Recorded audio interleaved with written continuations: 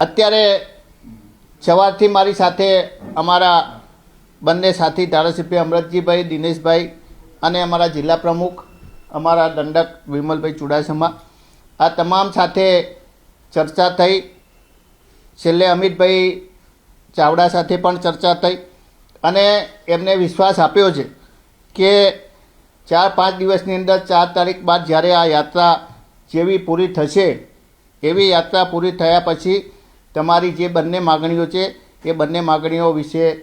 અમારો નિર્ણય લેવાઈ ગયો છે. શિસ્ત કમિટીની મિટિંગ બોલાવી અને તાત્કાલિક અમે જે વ્યક્તિએ ચાલુ સભામાં પ્રદેશ મોવડી મંડળની આગેવાનીમાં એમની હાજરીમાં જે પાર્ટીને નુકસાન કરવાનો અને પાર્ટીને બદનામ કરવાનો અને અમને ભાષણ રોકવાનો પ્રયાસ કર્યો તો એમની સામે એક્શન લેવામાં આવશે.